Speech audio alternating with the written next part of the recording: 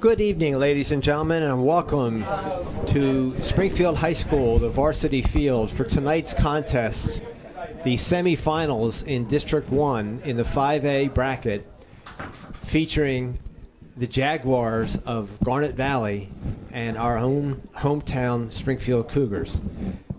We'll be broadcasting the game in its entirety to you. We thank you for joining us tonight, and we hope you enjoy what should be a very, very good high school football game. My name is Stan Johnson, class of 69 at the high school. Played some football here, played some football at the college level, and have had the pleasure of broadcasting these games for many years, probably too many years. Our usual broadcast partner is Don Cadge. Don is away this weekend, so joining me in the broadcast booth is Bill Adolph. So welcome, Bill, and let's see how this game turns out tonight. Springfield comes into the game with a record of 11 wins and 1 loss. Their only loss was to Haverford at Haverford back in the end of October. It was a good game, a very close game. Springfield had 3 critical turnovers, and Haverford took advantage of those and came out the victor. Springfield and Garnet Valley played each other on October the 18th on this very same field. Springfield came out of that game victorious 35-23. So Springfield's only loss was to Haverford, and they had good success against this Garnet Valley team. Garnet Valley comes into this game with a record of 9-3. They lost to Springfield during the regular season, as I just mentioned. They lost to Strathaven during the regular season, and they lost to Ridley during the regular season. Garnet Valley came back and got even with Strathaven, if you will, by beating them last weekend at Strathaven in an overtime game. It was such an exciting high school football game. And Garnet Valley won. They prevailed 35-34. So all 3 teams, Springfield, Strathaven, and Garnet Valley, have been very strong this year with very good records. Because Strathaven lost last weekend, their season is over. And in this game here, the winner will go on to play the winner of Westchester Ruston and Upper Dublin. They are playing tonight. They are on the other side of the championship bracket. So the winner plays on and would then qualify to play in the District 1 finals, again, against the winner of Westchester, Ruston, or Upper Dublin. The loser goes home, and the season is over, and the athletes can get ready for their winter sports or get tuned up for their spring sports. So, again, with me is color commentator Bill Adolph. Bill, how do you size up this game?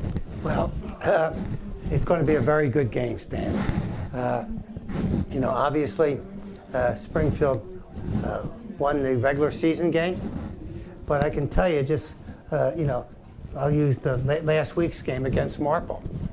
Springfield beat Marple up pretty good during the regular season. And last week, it went down to the final minutes of the 4th quarter. Okay, Marple jumped out to a 7-0 lead, and it was a battle the entire game. Last week, Strathaven, against Garnet Valley. Strathaven beat Garnet Valley during the regular season, and Garnet Valley in overtime beat Strathaven. So a lot of things can happen. You have injuries that take place and so forth. I know that's happened. Garnet Valley has some injuries. Springfield, one of their starters, Dolan, a wide receiver, is out for the season with a broken collarbone. So, the next man up. That's correct. That's the next man up. And both teams have experienced that, and they're really playing. Both teams are playing very well right now, and I expect a hard-fought game by both teams. These are 2 of the larger rosters that you would see in a high school team. Springfield comes in with over 70 young men on the roster, and Garnet Valley is carrying over 90 kids on their roster. So that's a great thing to see the young people participating in the sports, competing against each other. It's a wonderful thing. Back a few years ago during the pandemic, the numbers were quite a bit different. They were quite a bit lower. But these programs, these are two of the really fine programs year after year in Delaware County. Garnet Valley is playing in the 5A category. There are actually 6 categories in the PIAA, the Pennsylvania Interstate Athletic Association, Interscholastic Athletic Association. Garnet Valley had been in the 6A because their high school had been a bit bigger, but recently their enrollment has come down a little bit, so they are now in the 5A, which is the same category as Springfield. So this is not the largest category. The largest category is schools like Ridley and Upper Darby and Haverford. Springfield and Garnet are both in the next to the top bracket, and that's the 5A bracket. Number one, the reason why these two programs have so many kids on their high school football teams is because both communities have great youth club football. Absolutely. Okay? It's so important. So important. And the kids love to play football, and they start playing football, whether it's flag football, at age 6 or 7, and they play weight football, then they go on to CYO football at times, okay, and on to high school. And both programs have been very successful over the years in all the sports. But this football program of both high schools have been very successful. These two schools met last year in the spring in the District 1 lacrosse championship. That game was played at a neutral field at Ridley, and that was one of the most exciting high school lacrosse games you'd ever want to see. It was just so exciting. In that game, Garnet Valley prevailed. It was a bit of an upset. Springfield went in. They had beaten Radnor, so everybody thought that Springfield would win the district title, but Garnet didn't read the press clippings. They just came out and played a wonderful lacrosse game. They caught Springfield off guard. They built a lead in the first half. Springfield eventually chipped away, and it was an outstanding high school lacrosse game. And expectation is we're going to have a similar kind of outstanding high school football game here tonight. Neither of these teams are going to be heavily influenced by what happened the last time they met. High school athletes have a pretty short memory. They're going to go out and give their best today. So we are about 5 to 6 minutes away from kickoff. We will have the playing of our national anthem, and then we'll be getting underway. The captains have already met at midfield, and we'll give you the results of the coin toss as soon as they actually conduct the coin toss. The captains met earlier to review the ground rules of the game. So tonight's game is actually a District 1 semifinal, and it is also, for the PIAA, the first round of the statewide tournament. I hope that's not too confusing. The state runs a statewide tournament, and because some districts have a lot of these 5A or 6A teams, their playoffs go into and become a part of the state tournament. So this game tonight is officially the semifinal for District 1, and it's also the first round for the state tournament. So if whoever the winner is here, as I mentioned earlier, will go on to play the winner of the Ruston and Upper Dublin game, and that will be the second round in the state tournament, and that will be the district championship game. So the captains are heading out to the center of the field at this point, where they will do the coin toss.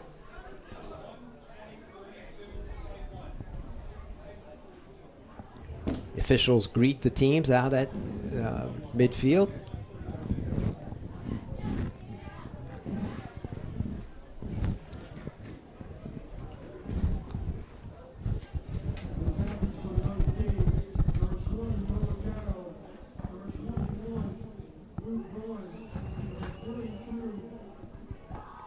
There's an interesting side note in this game that the Springfield head coach, Chris Britton, his son plays tight end and linebacker for Garnet Valley, the number 7, Chase Britton. So you have a father versus son here on the field, which is kind of interesting. Chris has been the head coach of Springfield for quite a number of years now, and over the years, obviously, he's taught his son a lot about football. It's tough for both of them. I'm sure Britt goes to all his son's football games and is cheering on Garnet Valley. All except tonight. And during the regular season when they play Springfield. So Britton's love football. I coached Chris Britton for probably about 4 or 5 years, and he was also an assistant coach with me, for 2 or 3 years before he went to the high school. So the coin toss is over. Garnet Valley has won and has chosen to take the kickoff. We are now going to take a moment for the playing of our national anthem to honor America.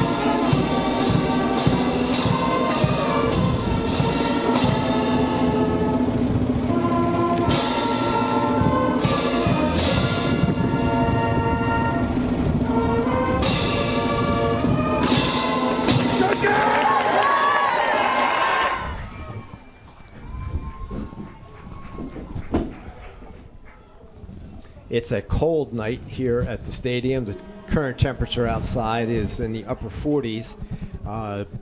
Beautiful full moon beaming down onto the field.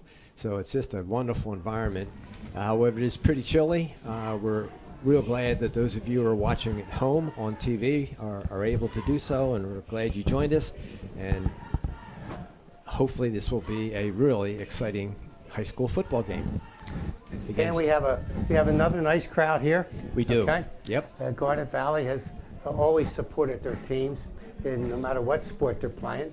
Okay, and they travel well, that's for sure. Okay, and Springfield also has a nice crowd here tonight. Yeah, these are two of the great athletic high schools in the Central League and in Delaware County. There's a number of them. Radnor is a great program in a number of sports. Strathaven, Haverford. So it's a great tradition here at Springfield High School. I'm proud to have been a part of it and proud to be a part of the broadcast team. So we are ready to get underway. Kicking off for the Cougars is number 7, Brad Barber. Kick is away. It's a squibber. It goes down to the 10-yard line and into the end zone, where it is blown dead automatically by PIAA rules, and it'll be brought out to the 20. Springfield will start out on defense, led by their 2 excellent linebackers, and you'll hear us calling their names a lot tonight. Number 34, Nate Romano, and number 32, Evan Herzig. Yeah, there are two studs out there. Of course, defense is played as a team, and there are a number of great players that will be calling their name and numbers frequently tonight. Garnet Valley with the first play. It's a run around the right side.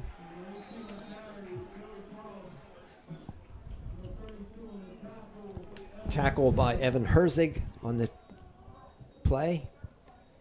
There's a loss of a yard, maybe a yard and a half on the play. Very nice play by the Springfield defense.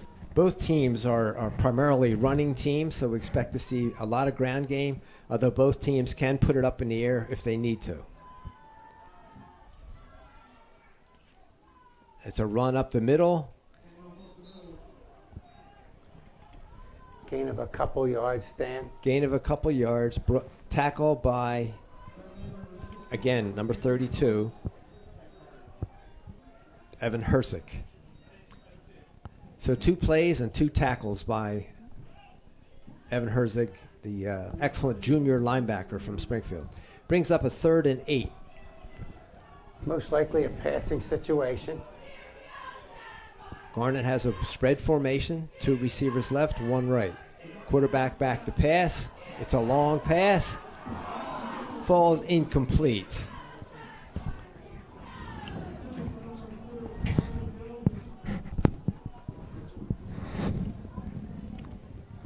Luke Valerio was down in the coverage, and Intended receiver is number 3, Gavin Rosenfeld. No, Gavin Risolo. So with that incompletion on 3rd down, Garnet Valley will punt. It's a low kick, fielded by Luke Valerio. He runs the ball into Garnet Valley territory. Ball will be marked at about the 43-yard line. 1st and 10 Cougars. Springfield's got great field position, Stan. Great way to start the offense. Without question. Springfield has one of the better running games in the district. Led by 2 runners, number 7, Brad Barber, and number 34, Nate Romano. Quarterback is Jackson Kennedy, number 11. Line up in the eye with Barber behind Romano. Handoff. It's a pass. Pass comes out to Tanner Cole. Well defensed by Garnet Valley. Gain of maybe a half a yard brings up 2nd and 9. So that's a bit of a surprise. Springfield starting out with a pass play. It absolutely is a surprise. I guess they tried to catch him off guard there, but was not enough of a pass action pass. They didn't really fool Garnet Valley's defenders. Romano in the backfield. He's met at the line of scrimmage. Tackle by number 50 for Garnet Valley. That's Eric Spadia. That brings up a 3rd and long, 3rd and let's make it 8 for the Cougars, with the ball at the Garnet Valley 41-yard line.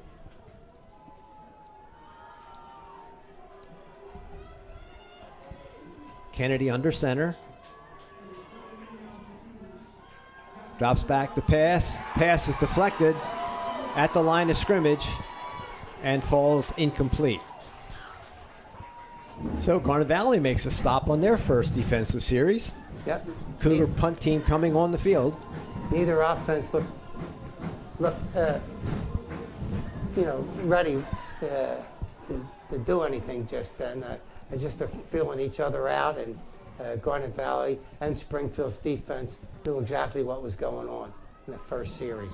Yep, Springfield starts with 2 passes out of the first series, and Garnet started out with a single pass. So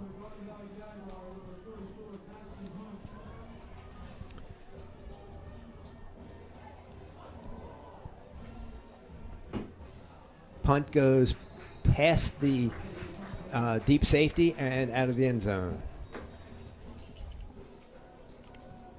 Kicking for the Cougars was number 6, Brian Delaney.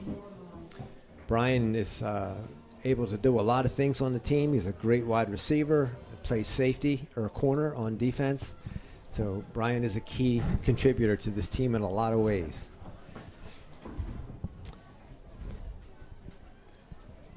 So Garnet gets their second shot with the ball. 3 receivers to the right. Pitch goes to the right.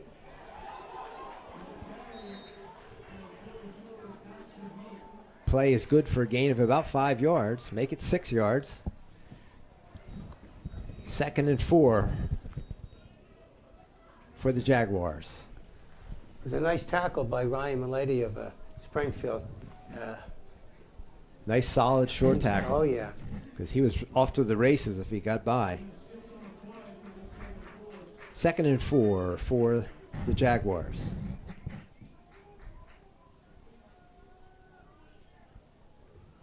Handoff goes over right guard, right tackle.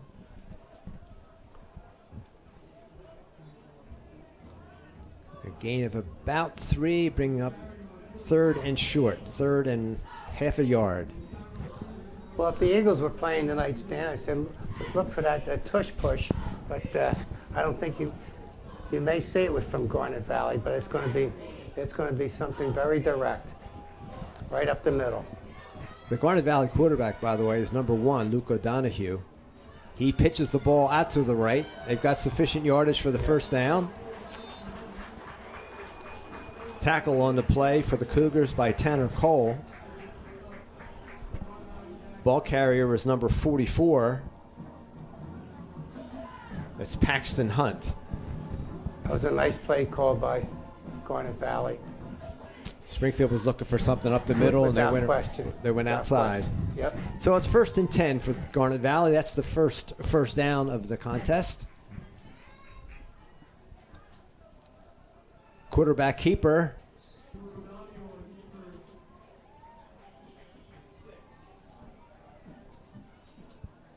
Tackle on the play by the Cougars, number 26. That's Jameer Harlem. Jameer is a senior at the high school. Really no gain on that play, so we'll make it 2nd and 10 for the Jaguars.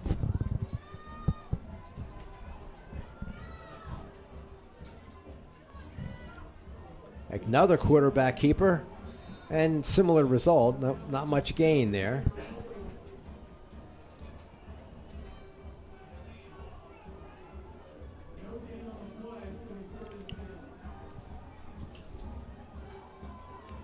Brian Maletti on that tackle. So, again, no gain. Brings up 3rd and 10 for the Jaguars. With the ball at about the 36-yard line. Yeah, look for another pass play here, Stan. Wide receiver split out to the right. Quarterback is back to throw. Gets a completion, and it's good enough for the first down.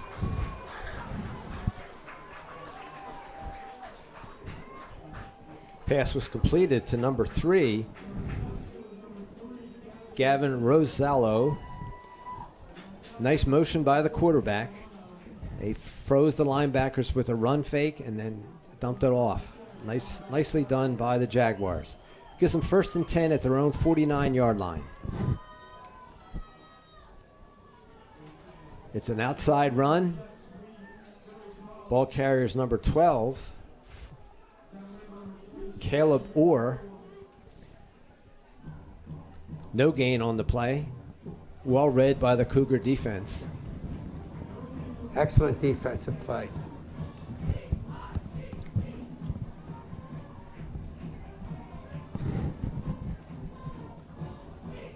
So this is Garnet Valley's 2nd possession in the game. Cougars have had 1. Garnet's starting to put together a bit of a drive here. 2nd and 10 for the Jaguars. Quarterback keeper goes out to the right. Wonderful gang tackle there by the Cougars. Number 9 led the assault. That's Jamie Stevenson. Jamie plays an outside linebacker for the Cougars, and they sniff that play out. That brings up a 3rd and long, 3rd and 12. Like to see the Cougars put a little pressure on the quarterback. Jaguars have 2 receivers split to the right and 1 to the left. And the long pass intended for number 3. He's obviously their key receiver, Gavin Rosello, went over his head and out of bounds. That'll bring up 4th and 12 for the Jaguars. Well-designed play. The receiver was open, but the pass just didn't connect. That's the 2nd time that happened. Cougars were very fortunate that he quarterback overthrew the pass. There's the punt.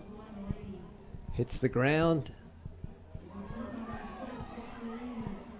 Taken by Brian Delaney. Brian going around the far side of the field. Looks like there's a flag on the play. But there is a penalty flag thrown on the play. It's our first penalty of the evening.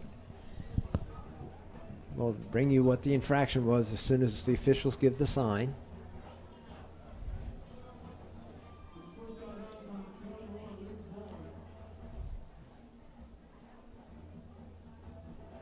Holding against the Cougars. Holding against the Cougars on the run back.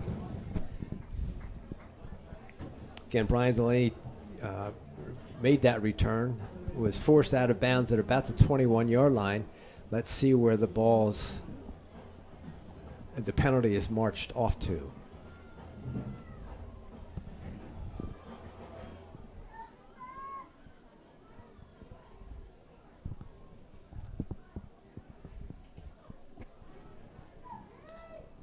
The return, I'm sorry, went out of bounds at the 26, and they're going to march off 10 yards and put the ball in play at the 16. So it's 1st and 10 Cougars with the ball at their own 16-yard line.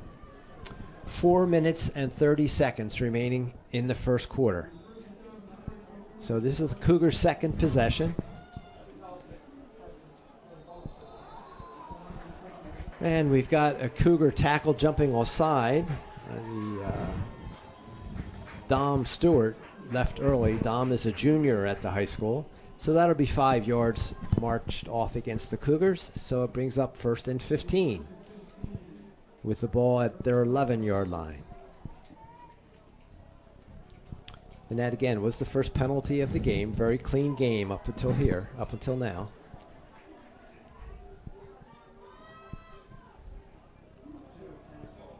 Handoff goes to the second back through. Nice gain.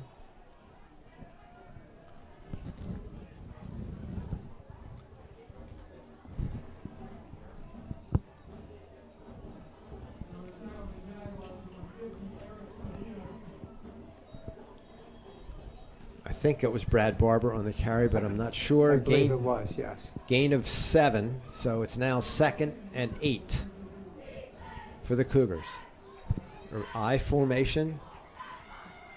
Romano leads Barber, and a great tackle by Garnet Valley.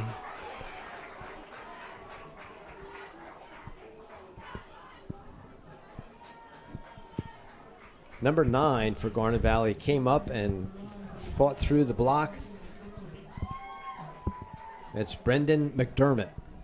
So it brings the Cougars to a 3rd and long situation, 3rd and 8. Pretty deep in their own territory at about the 18-yard line. Jackson Kennedy back to pass. Pass is complete. I believe that's a first down, Stan. That's our first down. Pass is complete to Brian Delaney, and they move the chains. So first completion of the evening leads to the Cougars' first down. Nice rollout pass by Kennedy. Yeah, he had plenty of protection there. He had the 2 running backs in front of him. Plenty of time to wait for Delaney to get free. So 1st and 10 Cougars with the ball at the 30-yard line. Handoff goes to Romano. Nate Romano gets about 4. That's a good start. Make it 2nd and 6 for the Cougars.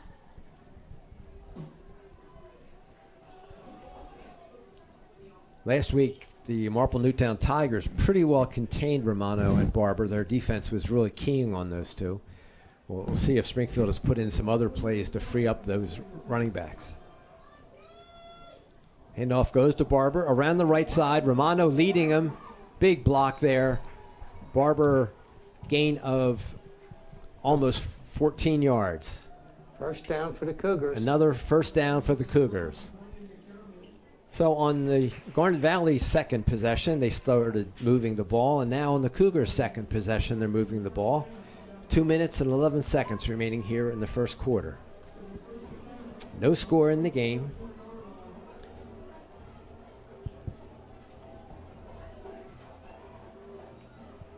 Handoff goes to Romano. Nate battles his way, gains about 3.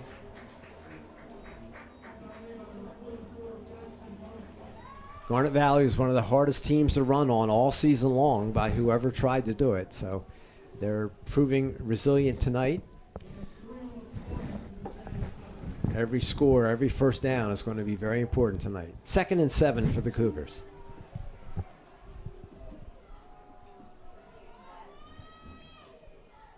Handoff goes to Barber, again around the right side. Barber's got room to run. Breaks it to the inside. Nice little cutback by Brad. Nice cutback to the inside. Get away from the sideline. Gain of over 20 yards on that carry. He had some good blockers out in front, and he made a nice cut to pick up the first down. Ball is placed at the 37-yard line of the Jaguars. 1st and 10 Cougars in Jaguar territory. Handoff goes to Barber up the middle. Led again by Nate Romano. Gain of about 3, so let's make it 2nd and 7. Ball placed at the 34-yard line. Pretty basic football. I formation, running tackle isolations, double teaming the defensive tackle, and they're picking up some good yardage. And Garnet Valley's playing just about everybody in the box. Yep. They're looking for the run. Handoff goes to Romano.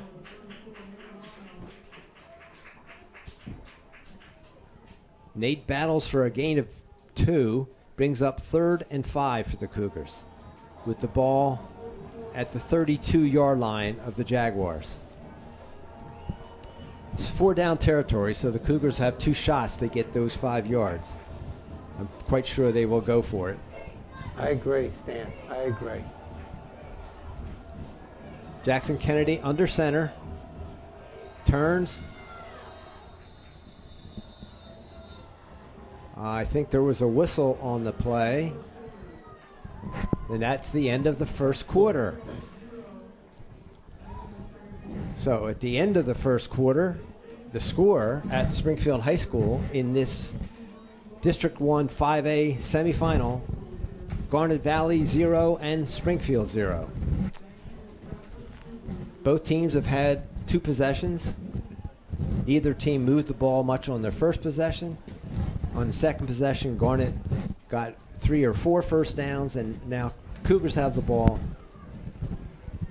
with a 3rd and 5 at the Garnet Valley 32-yard line when we resume play. So far, it's everything was cranked up to be. 2 teams that like to run the ball.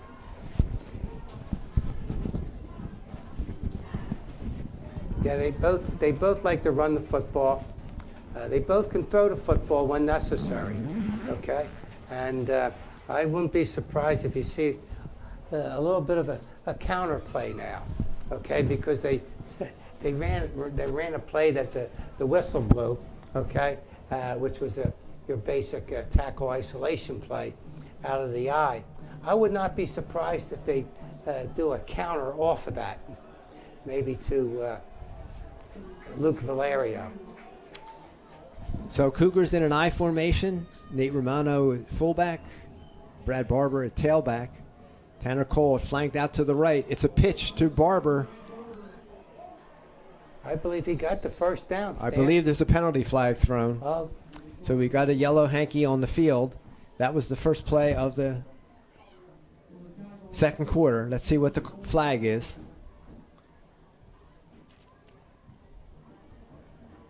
Holding against the Cougars. So that will be 10 yards walked off against the Cougars. I think you're right, Bill. He did have sufficient yardage for the first down. Yes, yes. But it's being moved back by the penalty. That's the second holding call against the Cougars. Yep, first was on a punt, a punt return. Yes. And now this one on a running play. So they'll march 10 yards off against the Cougars.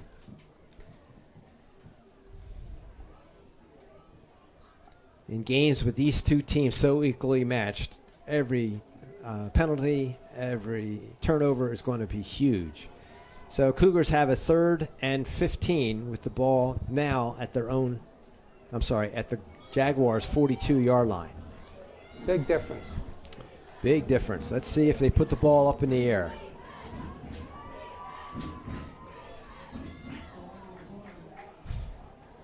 We've got another flag. I think it's illegal motion against the Cougars. Yes, it is illegal motion, so Cougars are hurting themselves here with penalties. Ball now moved back to the 47-yard line of the Jaguars. Brings up third and a lot. About 20. Yeah, third and long. Very long. But I still think it's 4-down territory. They'll take 2 swipes at it, I think. Kennedy back to pass. It's a screen to the right. Tanner Cole with the ball. Gets it by one tackler. Nice run after the catch by Tanner Cole. Tanner takes the ball down inside the 30-yard line, almost to the first down marker. I think he's a little bit short. Yeah. About 4th and 2, maybe. Stan. Be 4th and 2 for the Cougars. That was a great play call selection by the coaching staff. So a first real critical play here in the game. 4th and 2 for the Cougars with the ball at the 29-yard line of the Jaguars. I formation. Pitch goes to Brad Barber. He's got Gets the first. free. He's got the first down. No flags on the field. Ball place it at about the 23-yard line. So 1st and 10 Cougars. 2 big plays there, Stan. That was a great recovery because you said it was third and very long. Screen play and then a nice pitch play.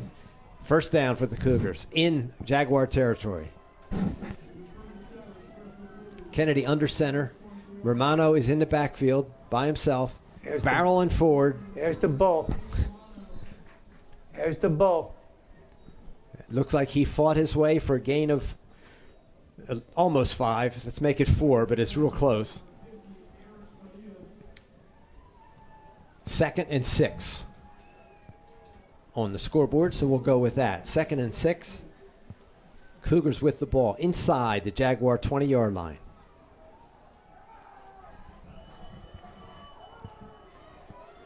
Single back. It's a pitch to the left. Nate Romano with the ball, running over people. Gets inside the 15. Let's mark it at maybe the 14. Probably just a yard short of the first down, Stan. Yep, it was 2nd and 6, and looks like it's now 3rd and 1. Again, with the ball inside the Jaguar 15. Let's mark it at the 14. 2 down territory. I'm sorry, the ball is right on the 15. The first down marker is at the 14. Goes inside to Romano. Nate's barreling his way in. I think he got the first down. I believe so. They haven't signaled it yet, but let's see where they place the ball. Looks like a first down. Yeah. Referee just signaled first down for the Cougars. A little slow on that call, Stan. Yeah, he wants to get it right. They want to get it right. I get it. 1st and 10 for the Cougars at the 13-yard line. Impressive drive here now for the Cougars. They fought their way out of some pretty long situations, and now they're almost in the shadow of the Jaguars' goalpost. Cougars in their regular I formation. Romano fullback and Barber tailback. It's a pitch to Barber to the left. Short field. Well defense by Garnet Valley, but I believe Barber may have gotten 5. Yep, we'll make it 2nd and 5 with the ball inside the 10-yard line. Springfield offensive line was out there in front. Yeah, and Romano is, when he's not carrying the ball, he's doing a heck of a job blocking. Always does. He's clearing the way for Barber, and then Barber himself is a force to be stopped. Brad, of course, is a junior at Springfield, and Nate is a senior. Handoff goes to Romano. He breaks to the outside. Is he into the end zone? Yes, he is. Touchdown, Nate Romano. That was the up back. He took it off a right tackle, broke tackle, and into the end zone. That was a real nice drive by the Cougars. Good play selection by the coaching staff. Left Garnet wondering which side they were running. Was it going to be the up back, going to be the tailback? Nicely done. So now they line up for the extra point. Brad Barber will kick. There's the snap, the kick. It's up and good. So with 7 minutes and 32 seconds remaining here in the second quarter, Springfield gets on the board first and makes it a 7-0 lead. That was a great drive by the Cougars. Good play calling by the coaches and excellent execution by the Springfield offensive line and the running backs. They really did a nice job there. Really did a nice job. So let's see how Garnet Valley responds here. Their attack is similar, very similar to Springfield's in that they love to run the ball. Neither team is going to score 40 points with a passing attack, but both teams are very capable of throwing when they have to. Ball on the tee, placed there by Brad Barber, the kicker.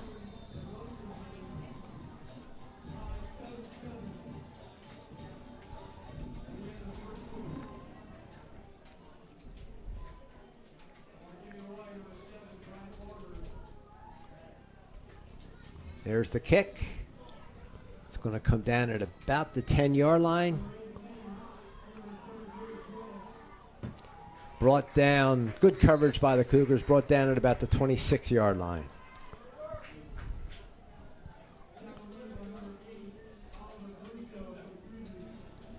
Oliver Grusco, number 8, on that special team for the Cougars, and he made the tackle.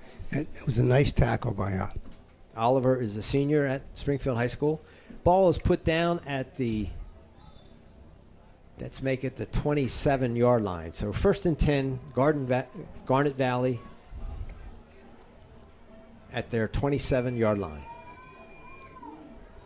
Quarterback under center, throwing deep. Pass is incomplete. Boy, Cougars are tempting fate there. That's the third long pass where the receiver was open, but the ball was overthrown. The receiver could not get to it. But all 3 times the receiver was open, and if the pass had gotten there, it was a touchdown for Garnet Valley. Yeah, the quarterback's overthrown there. Three open receivers, but that particular play, he was really wide open. So Springfield's going to have to tighten up their pass defense. 2nd and 10 for the Jaguars. Number 44 on the carry, Paxton Hunt. He fought off the initial tackle and plowed for a gain of 6 yards. So it's 3rd down and 4 with the ball at about the 34-yard line. Now make it the 32-yard line.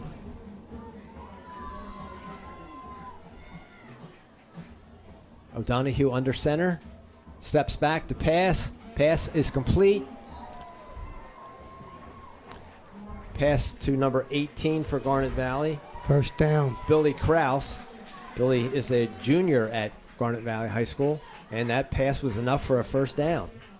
Nice defense for the Cougars on that play by Ryan Malati. Nice sure tackle. But it was enough for a 1st down, as Bill said. So 1st and 10, Jaguars. Ball at the 29-yard line. Fumble on the play. Quarterback and the running back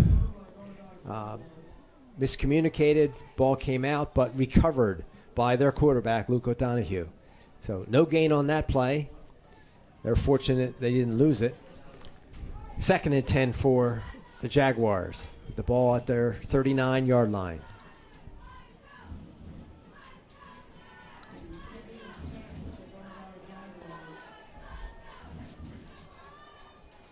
Two receivers split left for the Jaguars. Run. It's a quarterback keeper. Nice carry by O'Donohue. Tackle again by Ryan Malidi. Ryan is a senior defensive back for the Cougars. I like to see the Cougars come out with a big defensive stop here. That game was good for about 5 yards, so the ball is at the 44-yard line. 3rd and 5. I'm sure you're looking at a pass play here. Donahue under center. Go with motion left. There's a pass. Well read screen. The Cougars read it well. Tackle by Nate Romano. Brings up 4th and 3. Be interested to see if Garnet goes for this or punts it away. Looks like they're going to go for it. Wouldn't be surprised if they try to draw Springfield off sides here, Stan. About 4th and 3. 4th and 3 for the for the Jaguars. I'm sorry. O'Donohue under center. It's a pass. And he gets the first down. Gets away from 2 tacklers. Nice effort by Luke O'Donohue, a senior at Garnet Valley High School. Springfield had him penned in, but he broke away and got the necessary yardage for the first down. Yeah, Ball in Cougar territory at the 48-yard line. Yeah, I thought they were going to sack him for a loss on that play, and he did a great job of breaking loose. So 1st and 10 Jaguars at the Cougar 48-yard line.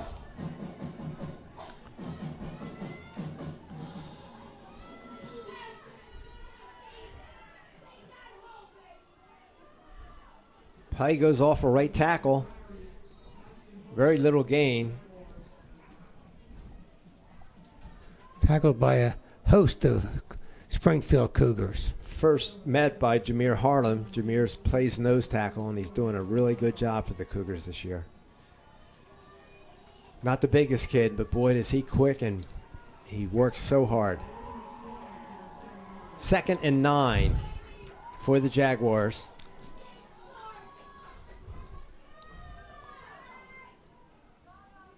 Pass.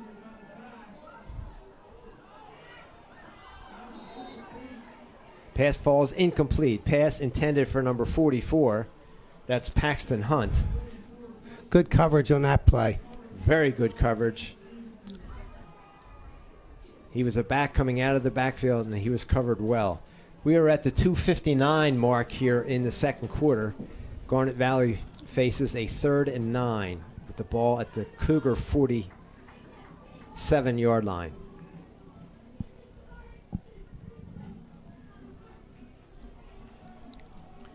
Jaguars have 2 receivers right, 1 back in the backfield, quarterback under center. It's a quarterback keeper, and he's forced out of bounds shy of the first down, or bring up a 4th down, forced out of bounds at about the 43-yard line. So it's 4th and 4. Luke O'Donohue not only has a good arm, but he's got some speed as well. He does. He's a great all-around high school quarterback. Yes. So let's see what the Jaguars do here and see how the Cougars try to defend it. It's 4th and a long 4, 4th and 5. Again, the ball at the Cougars' 43-yard line. I think you're going to see a pass play here, Stan. I'd like to see the Cougars put some pressure on the QB. We've got a timeout called now by the Garnet Valley coaching staff. I think they're trying to decide what do they want to do. Do they want to kick it away? Do they want to go for it? Run, pass? A lot of different opinions, I think, on the sideline there. So they called the timeout to try to resolve that and call a play. Well, I'd love to see him punt it.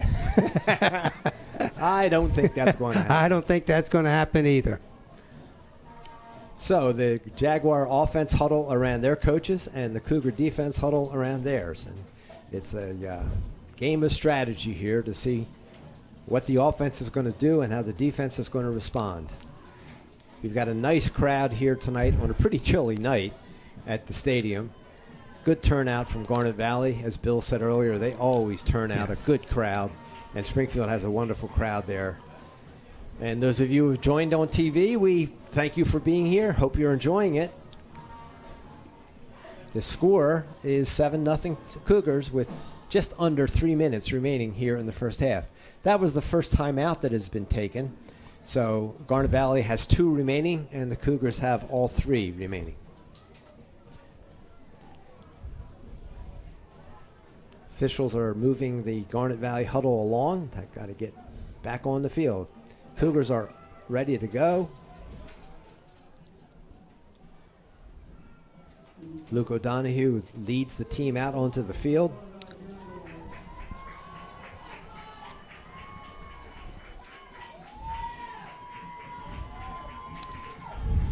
Cougars could keep an eye on number 3, Rosello. Jaguars go with 3 receivers to the right, 1 to the left. Motion back to the left. Quarterback back to pass. It's a pass out in the flat, and it looks like it's enough yardage for the first down. Well defended, but it's hard to stop a little flare pass like that. Official signals first down for the Jaguars. So 2 minutes and 50 seconds remaining. Jaguars in Cougar territory at about the 37-yard line. O'Donohue under center.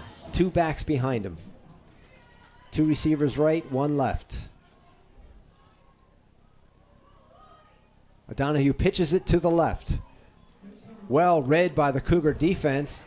Nice effort by the running back to elude the first 2 tacklers. Ball carrier carries the ball inside the Cougar 35. 2nd and 6. Going with no huddle here, Stan. No huddle. Garnet Valley's putting the pressure on the Cougar defense.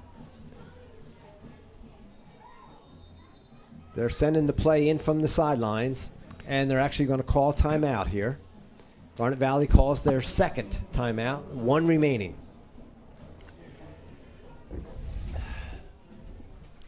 Second and 6 when we come back to play after the timeout. Again, Garnet Valley players huddle around their coaches close to their sideline, and the Springfield players huddle around the defensive coaches. There's plenty of time. Lots of time. 2 Plenty minutes. of time. 2 minutes, 25 seconds remaining here in the first half. Cougars lead 7-0. It's been a real tight, taut game. Very few penalties. They've been mostly called against the Cougars. But the Cougars didn't let that stop their drive. They went on and did eventually get a touchdown.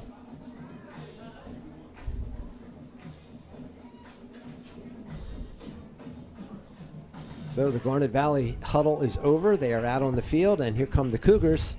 Important series here, Bill. This is really important to try to keep the Jaguars off the scoreboard here in the first half. It would be nice. It would be very nice. We had a nice defensive stand here. O'Donohue under center, 1 back behind him, another flank to the right. He goes in motion to the left. Quarterback drops back to pass. Pressure.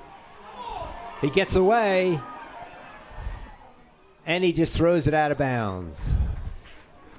Great pressure put on the quarterback there by number 26, Jameer Harlem, and number 65 for the Cougars, Ryan Benjamin.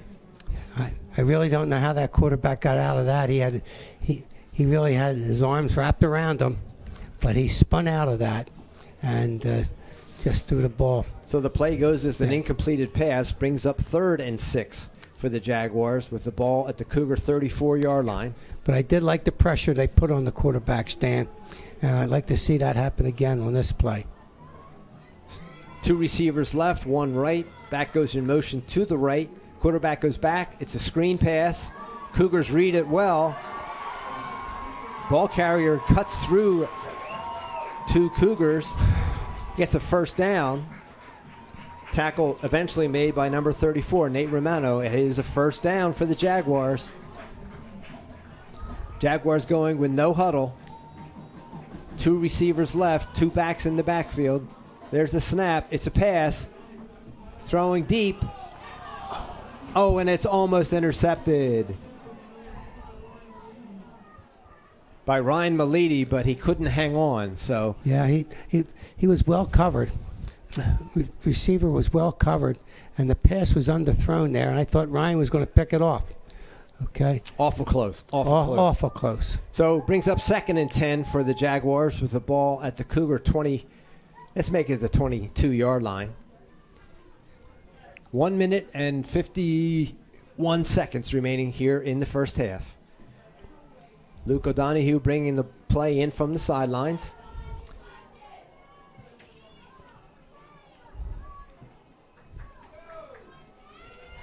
Two receivers left.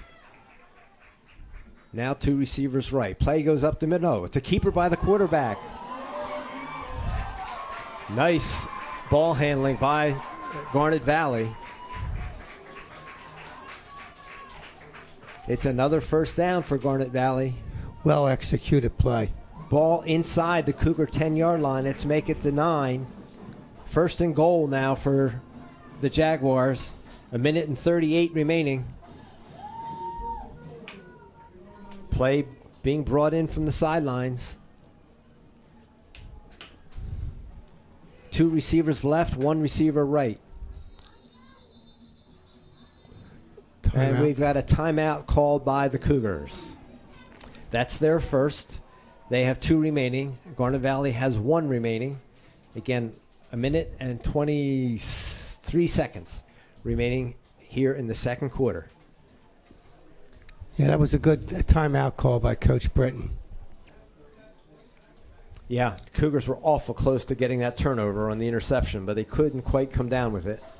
That would have stopped this drive, but instead, Garnet Valley, which is an excellent football team, was able to recover and now have a 1st and goal situation at the Cougar 9-yard line.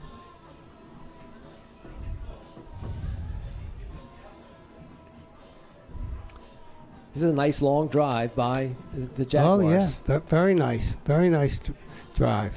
They made some big plays. A couple missed tackles there on that quarterback sack would have probably been a loss of about 15 yards. Exactly. That could have turned the whole tide on this drive. Yep. So the Cougars are back out on the field after using their first timeout. Jaguars now back on the field. So we're ready for some action here as the final seconds wind down in the second quarter. O'Donoghue under center. 2 receivers left. Motion going left. Run is up the middle. Gang tackled by the Cougars.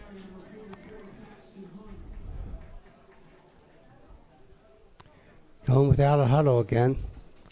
Watch for this option play here, Stan. Ball is at about the 5-yard line.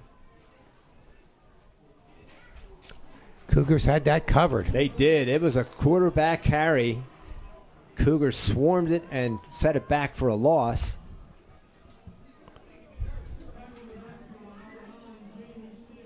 Jamie Stevenson on that critical tackle for the Cougars. Big play here, Stan.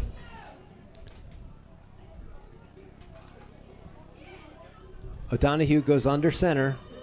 2 receivers left, 1 right.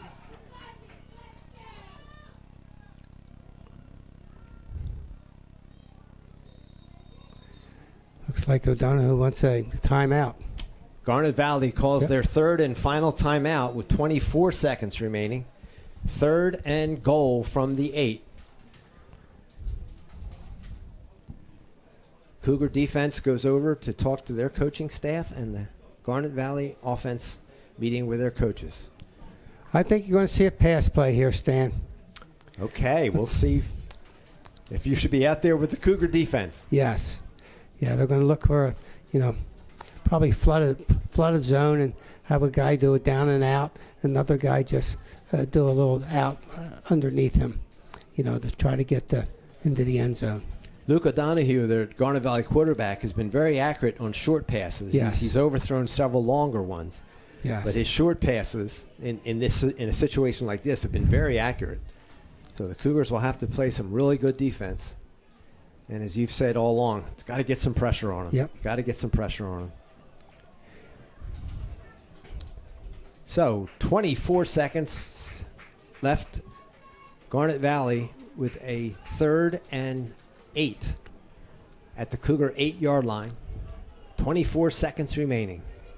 Cougars lead 7-0. Garnet goes with 2 receivers split far left, 1 to the right. Back goes in motion to the right. Quarterback back to pass. And the pass is complete. It's a cross pattern, goes across the field. It's a touchdown for the Jaguars. Just a quick slant, Stan. Quick slant, not much the defender could do much about it. And very accurate throw. O'Donohue, again, has been very accurate on the short passes. Springfield's going to have to bring their D-backs up a little closer on the receivers.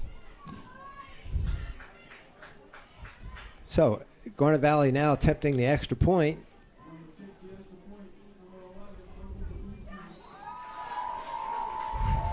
The point after by number 11 is good. That's Michael Medici. The holder was number 20, Nolan Carroll. So, with 20 seconds remaining in the first half, the score, Garnet Valley 7 and Springfield 7.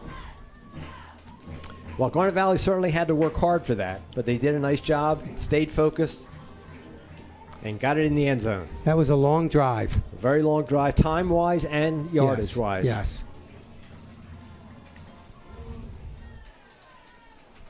So in the waning seconds here, Garnet will kick off to the Cougars.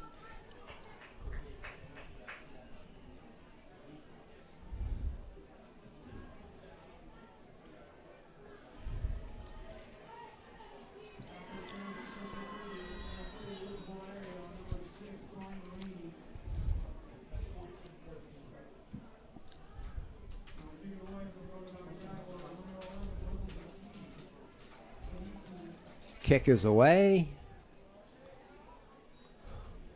Cougars are going to run it back. And they come out to about the 28-yard line, where the Cougars will have 1st and 10 and 14 seconds to work with. So excellent first half, Stan. really good football. Both teams doing what we sort of thought they would. A lot of running, a little bit of passing. A lot of good defense by both squads. 1st and 10 Cougars with the ball at the 29-yard line. Looks like the Cougars are going to take a knee. It's going to take a knee. Jackson Kennedy takes the knee, and that will end action here in the first half. So we've got 24 minutes of football to go. These two teams know each other very well. They played each other many times. Springfield got here by beating Marple Newtown last weekend, and Garnet Valley got here by beating Strathaven. Garnet Valley and Strathaven went into overtime last Friday night. Yes. And Garnet Valley prevailed 35-34.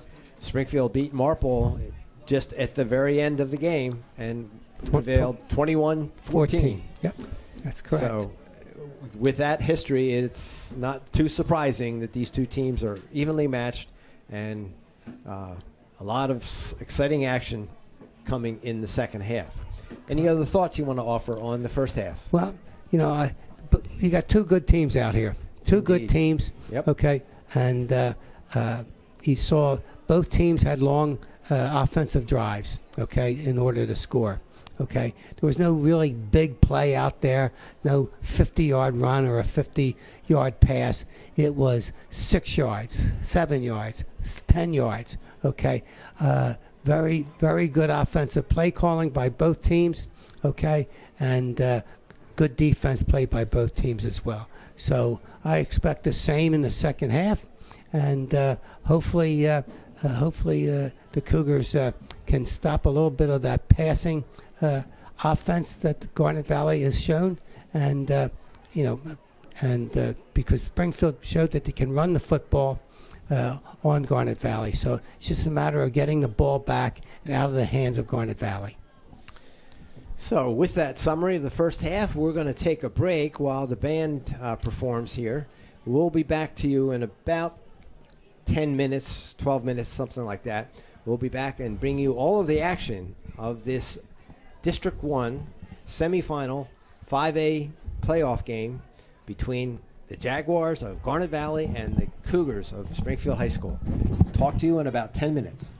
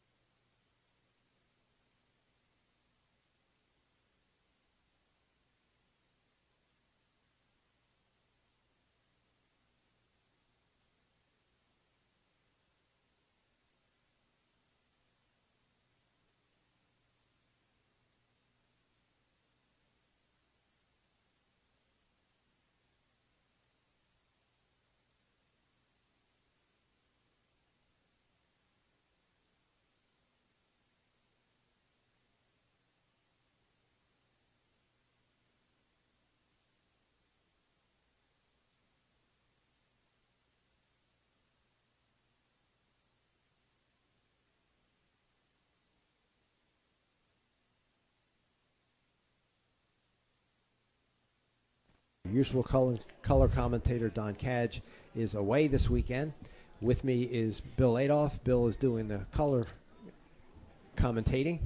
Bill, what are you looking for here in the second half? Well, I'd like to see Springfield get off to a good start. Okay, I think they can run the football against Garnet Valley, and I think if they take care of the football, I think they can,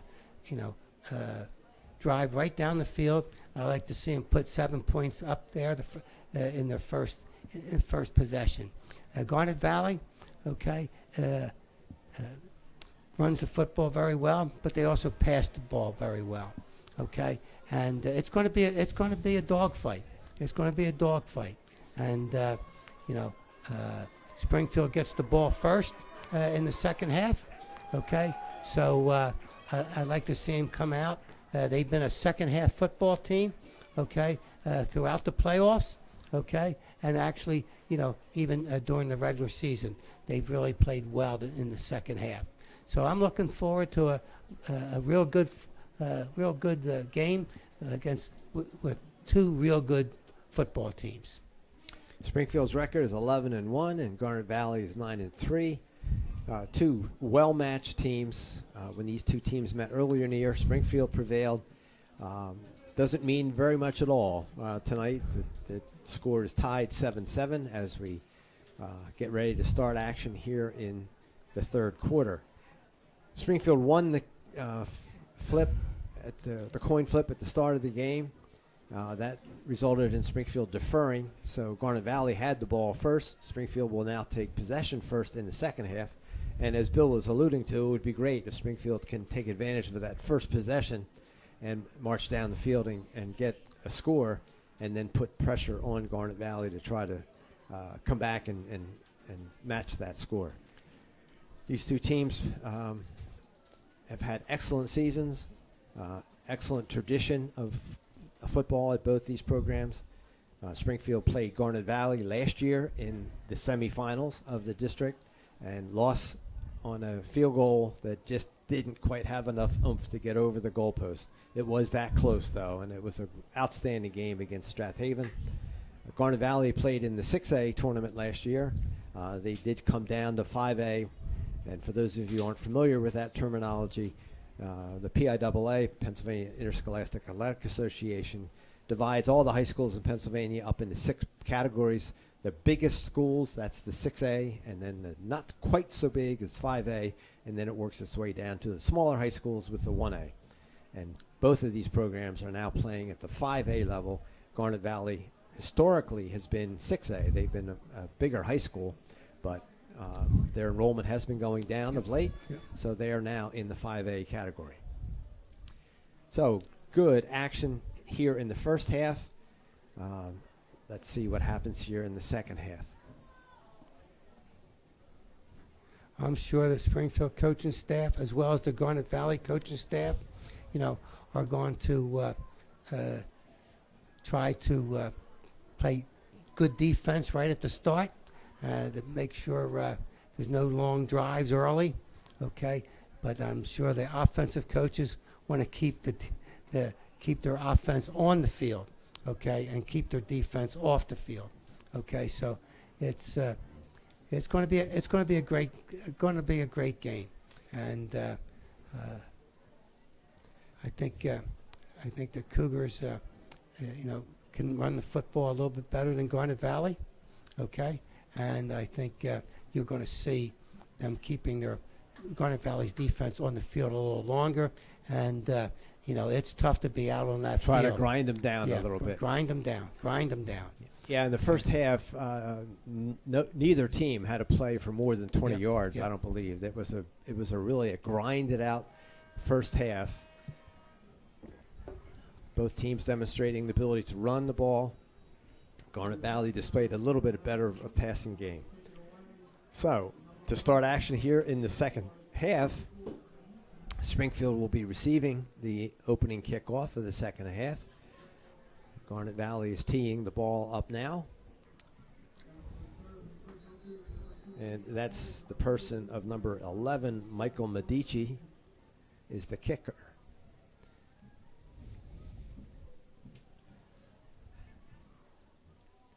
And kicker approaching the ball, and it blew off of the tee. So we'll have to put it back up again. It's slightly breezy here at the stadium. It's a beautiful moonlit night. Temperature now in the 40s, a little chilly. But kicker will try again. Mike Bedici is in position. Approaches the ball, and we are underway here in the second half.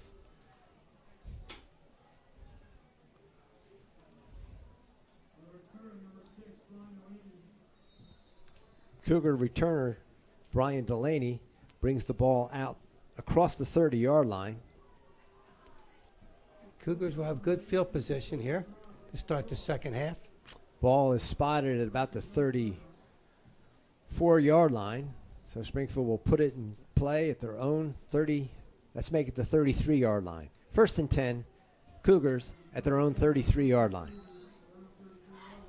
Cougars in an I formation. Romano and Barber behind the quarterback. Starts with a pass. Pass is complete to Tanner Cole.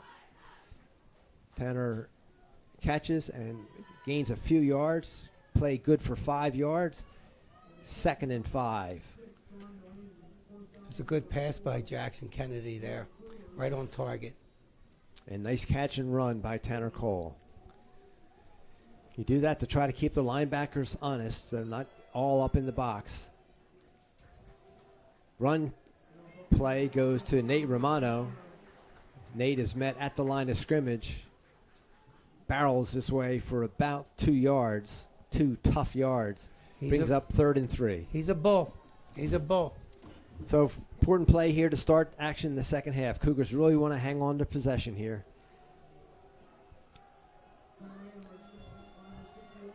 Romano and Barber in I formation behind Jackson Kennedy. Pitch goes to Barber. Barber met at the line of scrimmage. He's very close to a first down. Very close. All depends on where they put it down. They're moving the chains, so that's a first down for the Cougars. Nice run there by Brad Barber. Very tough run, tough yardage. Barrels this way and gets the necessary yardage. So 1st and 10 Cougars with the ball at their own 43-yard line. Just underway here in the second half. We're glad you tuned in, ladies and gentlemen. We hope you're enjoying this contest and having as much fun as we are bringing it to you. Handoff goes to Barber. Nothing there on that play. He was met immediately, taken down for a loss. Ran to the right where they've had some success tonight, but not on that play. They lost a yard and a half, maybe 2. Yeah, linebacker blitzed there and really closed the hole. 2nd and 11 now for the Cougars at their own 42.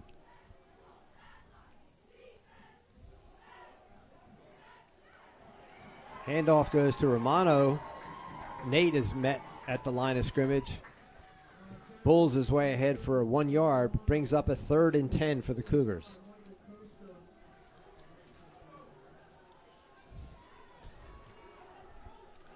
So another important play here for the Cougars to maintain possession. Yeah, probably going to see a pass play here, Stan. Wouldn't mind seeing Cougars have a flanker left and a wide receiver right. 2 backs in the backfield.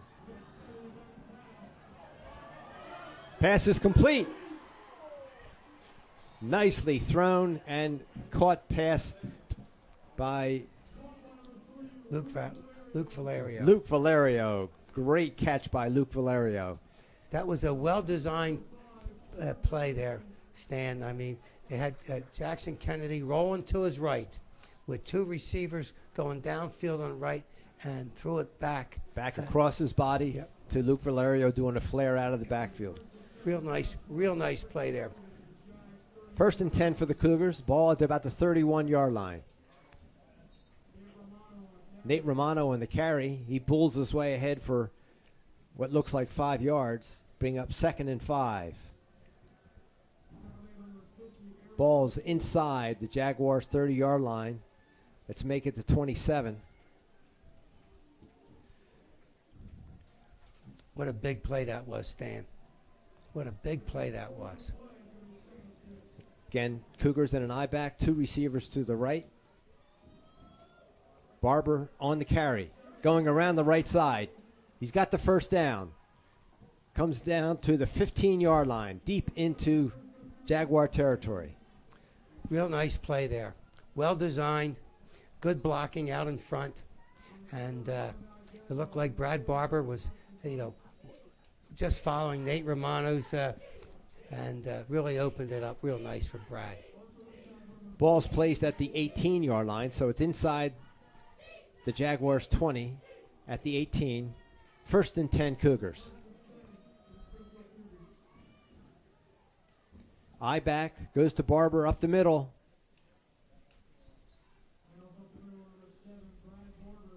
Barber gets about 5. Now let's make it 4. So it brings up 2nd and 6. Ball inside the Jaguars' 15-yard line at the 14.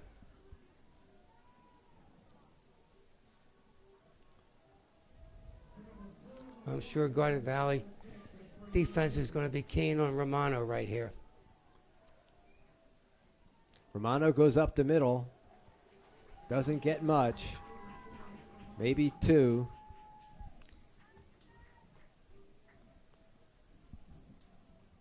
Brings up 3rd and 5 for the Cougars. Nate got a yard on that play. 3rd and 5 with the ball at about the 13-yard line. Love to see a little counter play here.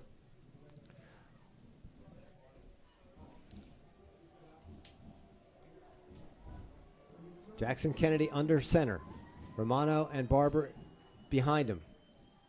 Handoff goes to fake to Romano. Jackson Kennedy on the carry. Garnet Valley sniffed that one out. Cougars got maybe 2 on that play. Brings up 4th and 4. 4th and 4 with the ball at the Garnet Valley 12-yard line. Big play here for the Cougars. Kennedy brings the play in from the sidelines. Cougars send a receiver out wide right. It's a handoff. It's a fake handoff. Touchdown. Ball to the end zone. Touchdown. What a great pass by Jackson Kennedy and a great pass route. A great pass route. The connection was Kennedy to Delaney. He went to the corner, literally to the corner of the end zone, and Kennedy hit him with a strike.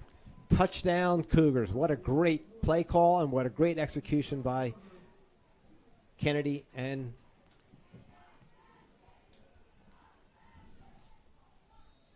Delaney. Extra point is up and good. I'll tell you what, that was a great play call.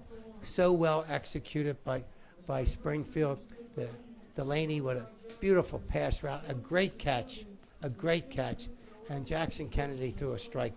Just a strike. Perfectly done. Yes. Delaney is filling some of the big shoes left by Chris Dolan. Chris was probably the most talented wide receiver the team had, but he was injured in the Strathaven game during the regular season. Yeah. And he was a great receiver and a great safety. And unfortunately, he's not able to play. So Cougars are having to do some makeshift things, and Brian Delaney is filling in for him very well. Big time. So with 6 minutes and about 10 seconds remaining here in the third quarter, Cougars take a 14-7 lead. Brad Barber has the ball teed up.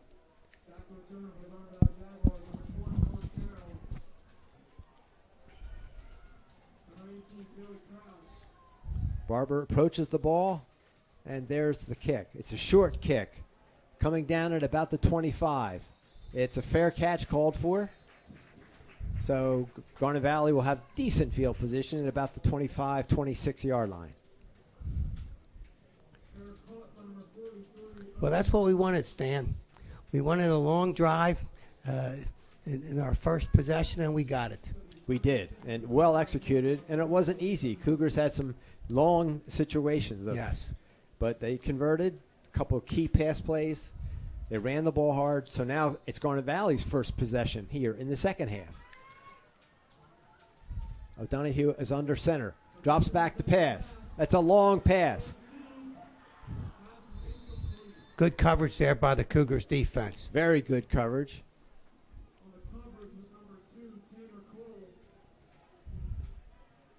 Intended receiver was number 18, Billy Krause.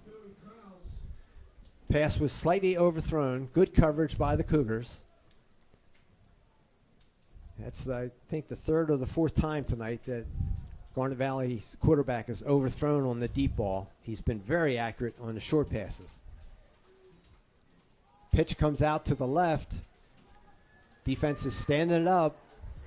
Nice patience by the running back there, waiting for the holes to open. He gained 7 yards, so it's 3rd and 3 for Garnet Valley. Gavin Rosello, he's a good ball player, good receiver, and a good runner. Ball at the 34-yard line. 3rd and 3 for Garnet Valley at the 34-yard line. Big play here for the Cougars defense.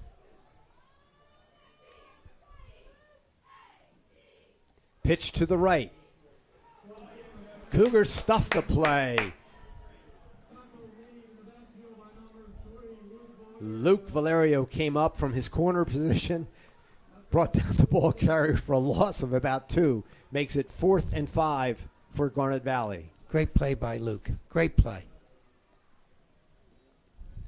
So that will have the Jaguars go into punt formation. Cougars' deep men are at about the 35-yard line.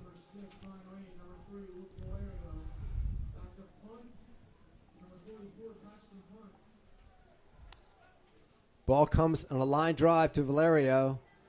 Hands off to Delaney. Garnet Valley reads it. Couple penalty flags thrown, I believe. Although maybe not. They tried a little reverse there, Stan. You know. Nope, there are no penalty flags. My mistake. I'm sorry. So Cougars will put the ball in play. Good field position at the 36-yard line. And you can thank the defense for that. They stopped the Jaguars. Cougars taking over after a punt.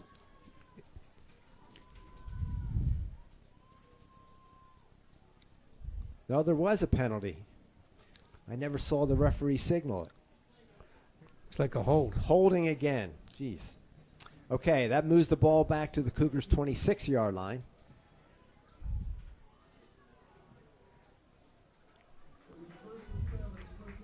First and 10 for the Cougars. Cougars in the I formation. Handoff goes to Barber. Brad goes over the right side. Gains about 3. Make it 2nd and 7 for the Jaguars. 4 minutes and 22 seconds remaining here in the third quarter. Cougars lead 14-7. Like to see a nice long.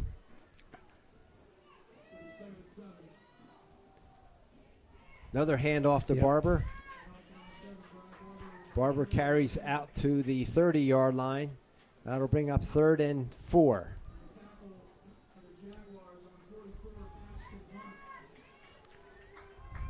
Third and 4 for the Cougars.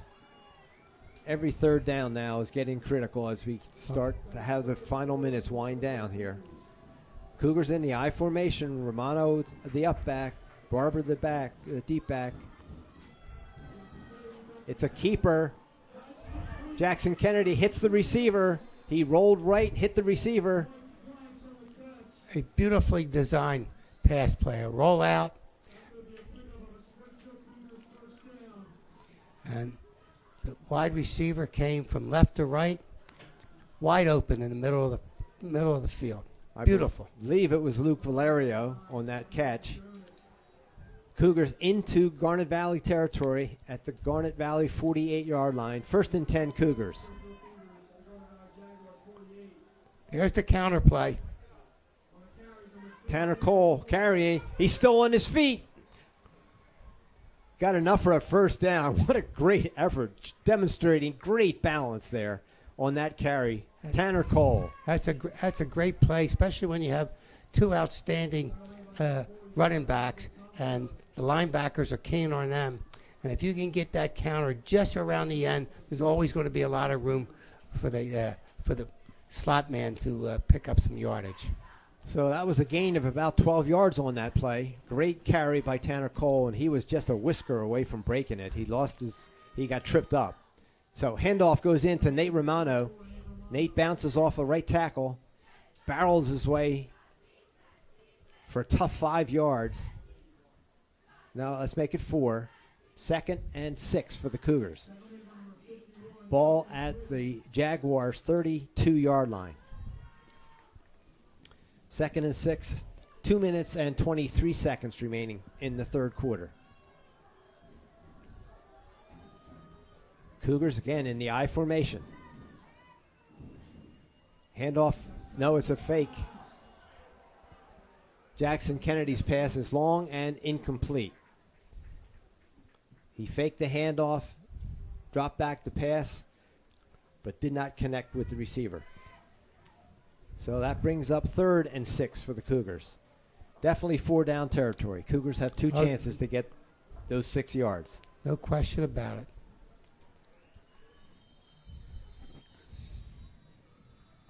And we got a timeout called by Garnet Valley.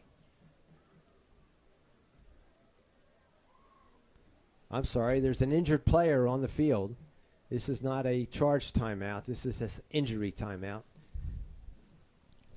I can't read the number of the Garnet Valley player. This is the first injury that we've had tonight, which is a very good thing.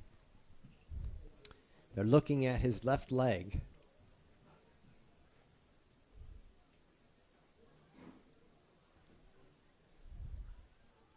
Well, he's up on his own power.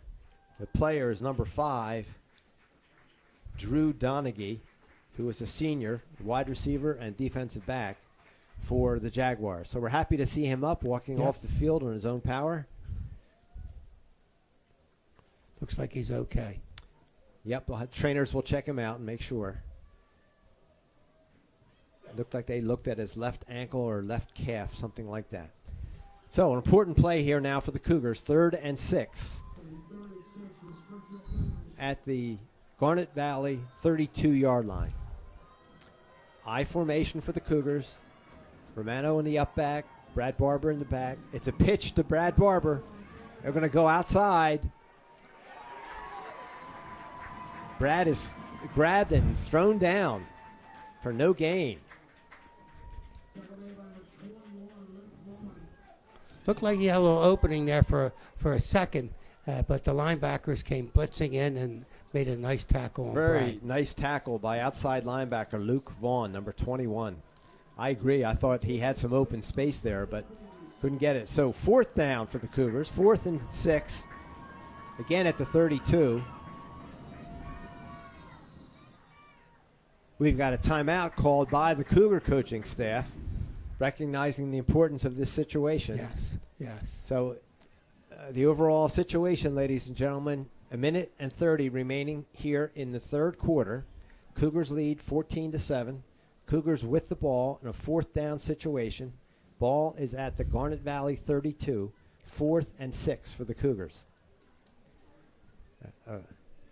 If they can get a first down here and maintain possession, that'll be huge. No question about that. If they don't get the necessary yardage, then ball goes over on downs to the Jaguars. I would not be surprised, Stan, to see that throwback pass where he rolls right and throws back to his left. Okay? I think you're going to see Garnet Valley be very aggressive on this play, trying to get to the quarterback. Yeah, I would think we'll see linebacker blitzes probably. So they may keep the 2 backs in for protection. We'll see. So important play here, ladies and gentlemen. 4th and 6. Ball at the Jaguars 32. Cougars have 3 receivers left. Jackson Kennedy back to pass. Throws to right. The ball is deflected by number 12, Caleb Orr. So Cougars never got a chance to see if that play was going to work. The pass was deflected in the backfield. So the ball will go over on downs to the Jaguars.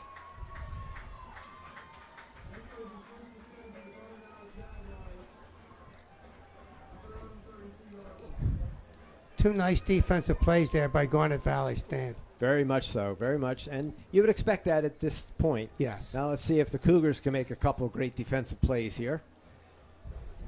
Get that ball back. Need the ball to score. Garnet Valley, it's a quarterback keeper, and he gets very little, maybe a yard. Tackled by number 32, their excellent junior linebacker, Evan Herzig. Gain of 2, 2nd and 8 for the Jaguars. Ball at their own 34-yard line.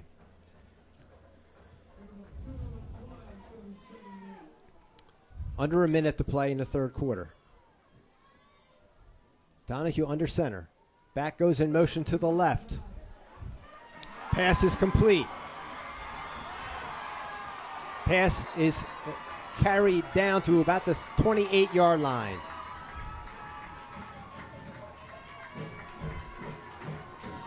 Gavin Rosello on that reception. Beautifully thrown ball by the quarterback. Garnet Valley going with no huddle. Tackle on the play by Evan Herzig. That was a crucial play. That was an excellent play by Garnet Valley. Well executed play. Luke O'Donoghue under center.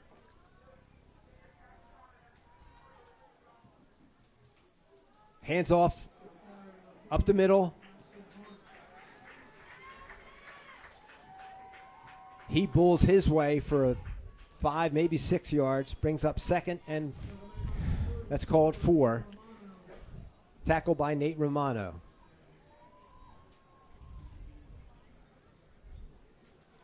And that is the end of the third quarter. So we go into the fourth quarter with the score. Springfield 14, Garnet Valley 7. Garnet Valley in Cougar territory.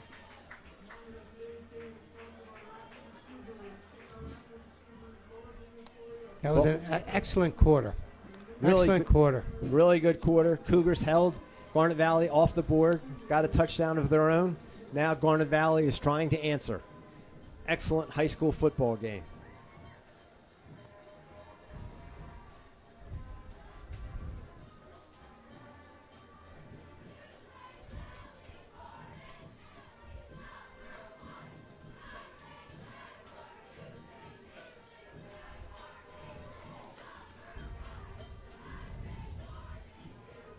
So Springfield D needs to come up big here. They need to keep Garnet out of the end zone if they can.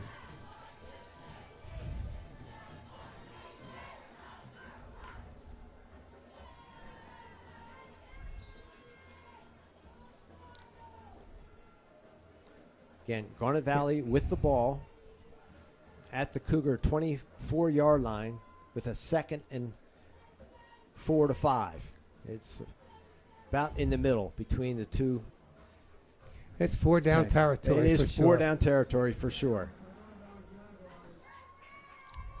Let's see what the Cougar D can dial up here. O'Donoghue under center. 2 backs in the backfield. 1 motions out to the right. Pitch goes to the right. Cougar defense comes up. Gain of about 2 on the play. Well defended by the Cougars. For the Cougars, Ryan Malidi, number 5, a senior, came up and made that tackle. It was good tackle. Very good tackle. Brings up 3rd and 4. Cougar defense needs to stand tall here.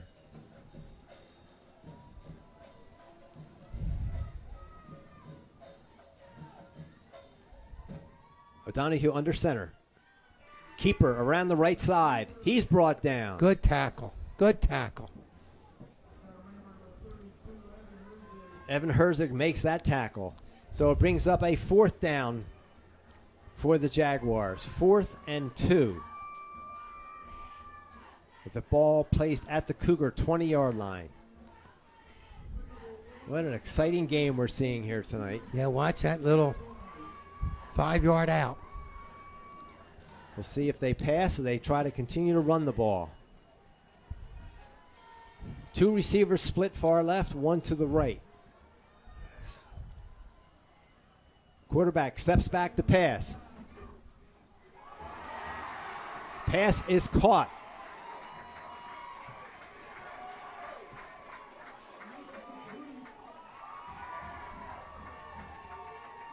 Officials are conferring as to whether it was a completion. Garnet Valley is acting as if it was.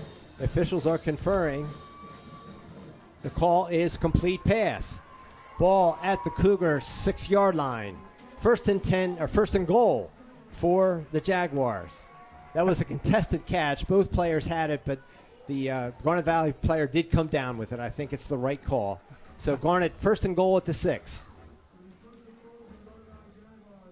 Quarterback keeper barrels into the 1-yard line.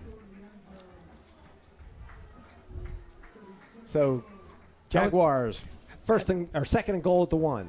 That 4th down play was a killer.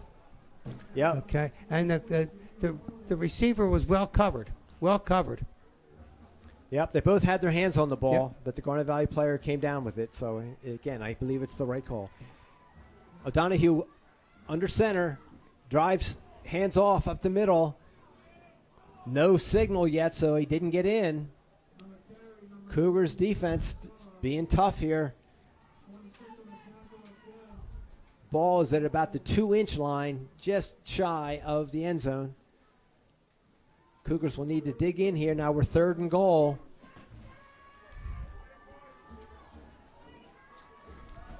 O'Donohue under center. Motion out to the left, pitch to the left. Garnet Valley player barrels over 2 tacklers and into the end zone. Touchdown, Garnet Valley.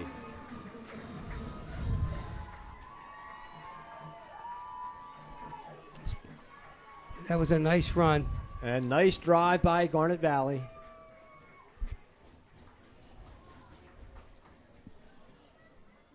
Garnet Valley in to attempt the 1-point conversion to tie the score.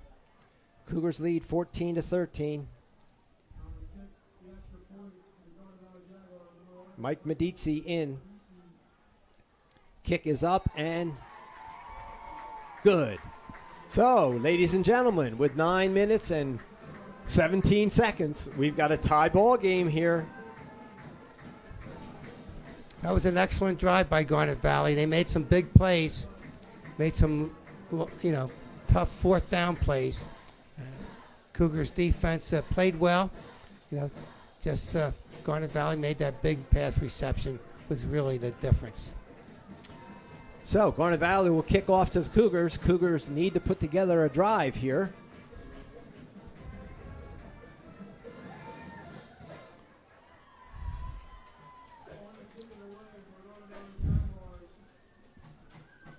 I'd like to see a nice long drive here, Stan. Take some time off the clock and move the football. Number 11, Mike Medici kicking off. The ball has gone to Luke Valerio on every one of his kickoffs so far. Let's see where it goes this time.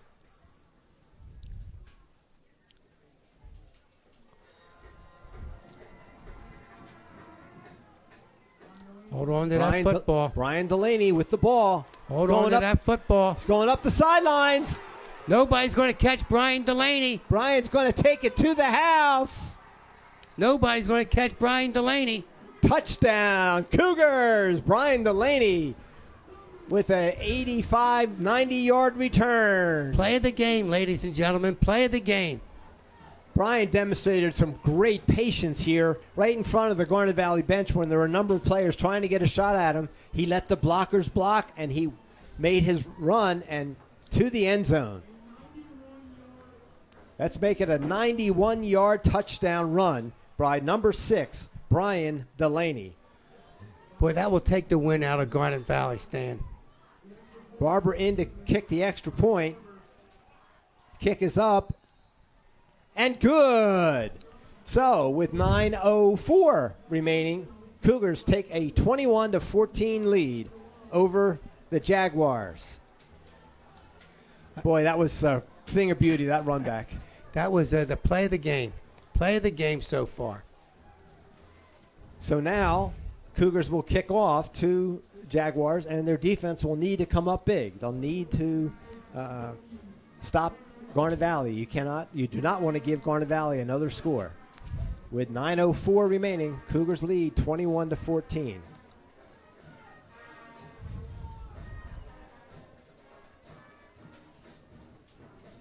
I'm sure the Garnet Valley coaches are talking to each other. What happened there? What happened on that coverage? Yep. Great blocking by the Cougars. And again, Brian Delaney demonstrated patience, and then he broke it open. He put on the afterburners and down the field. Brian's got a lot of speed. Brad Barber got the ball teed up. There's the signal. There's the kick. Nice high kick, taking it about the 9-yard line. Nice tackle at the 20-yard line. Good coverage by the Cougars. Very good coverage on that play. So the Jaguars find themselves in kind of the same position. They've got to drive down the length of the field. Ball is placed at about the 20. They've got to drive 80 yards and get the ball in the end zone. Cougars defense has to stop them. First and 10, Jaguars. Ball spotted at about the 21-yard line.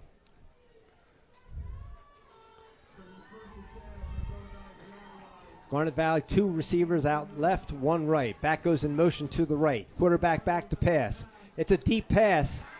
Pass is complete. Well thrown ball and well caught.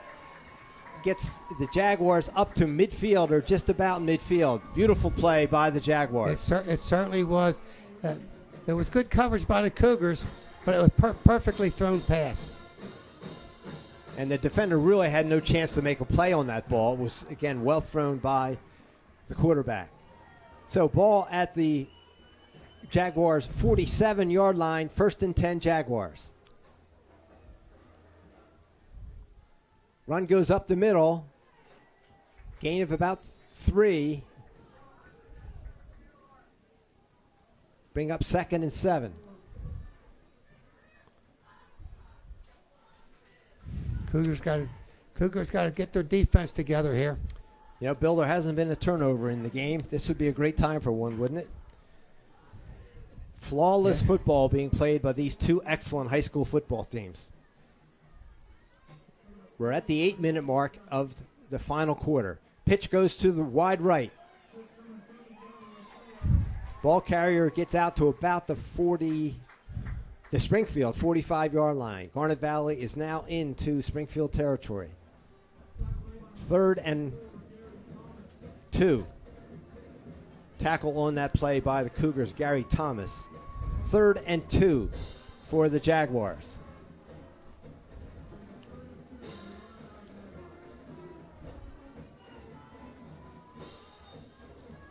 Jaguars, 2 receivers spread wide left. Back comes in motion. The play is a run up the middle, and more than enough for the first down. Ball's carried down to the Cougar 40-yard line. Basic dive play, real quick. 7:10 left here in the 4th quarter. First and 10 Jaguars at the 40-yard line.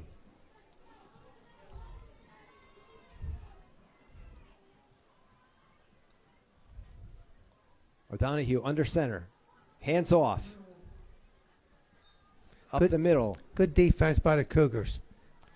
Defensive line. Great play by the defensive line with a little bit of help from the linebackers. Yep. Gain is 2 yards. Makes it 2nd and 8 at the Cougar 38-yard line.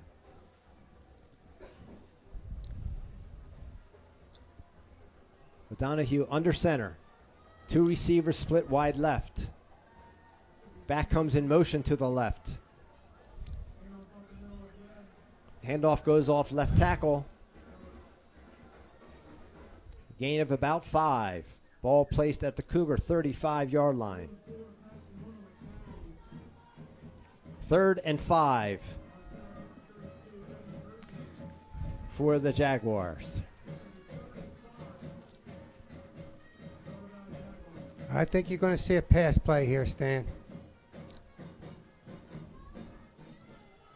O'Donoghue, the quarterback, under center. 2 wide receivers left, 1 right. Flanker left. Pitch comes to the outside. Cougars smell that play out. Get on it for really no gain. So now we have a 4th and 5 for the Jaguars. Nice play there by Nate Romano. 5.5 minutes remaining here in the 4th quarter. 4th and 5. Critical play here. Cougars stop them. They'll get possession. Like to see some pressure put on that quarterback. O'Donoghue under center. 2 receivers right. O'Donoghue step back to pass. Pass is out of bounds. Incomplete.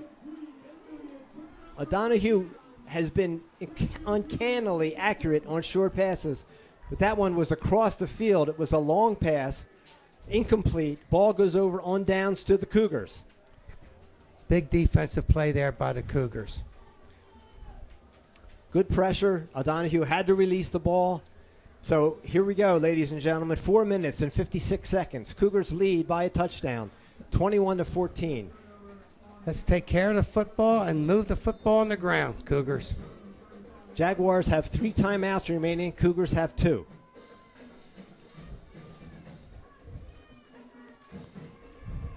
Jackson Kennedy under center. Barber in the backfield behind him. Pitch goes to the left. Well read by the Jaguar defense. Barber takes the pitch and met immediately. No gain on the play. Brings up 2nd and 10.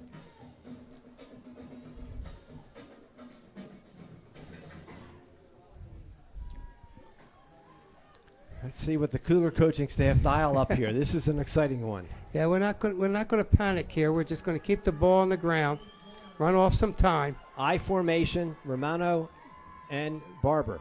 Handoff goes to Cole on the reverse. Tanner Cole carries it around the left end, picks up about 7. Stayed in bounds. Good run.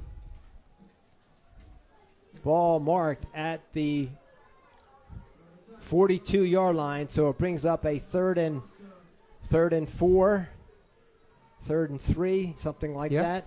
3rd and 3, let's make it. Important play here for the Cougars to maintain possession. You really don't want to give the ball back to the Jaguars if you don't have to. Yeah, it's a big play.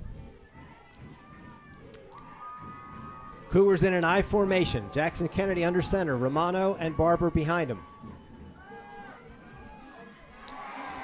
Pass is incomplete. Goes off of Ryan Milety's hands. Brings up 4th down. 4th and 3 for the Cougars. I think you're going to see a punt here, Stan. Yep. You can't give them the ball here if you don't make the 1st down. Punt team comes on for the Cougars. Cougars chewed about 2.5 minutes off the clock there. Cougars in punt formation. And you're going to see a lot of pressure put on the punter right here. Yeah, they have 1 man deep. They're going to rush everybody they got. Brian Delaney back to punt. Good snap, good kick. He got it away.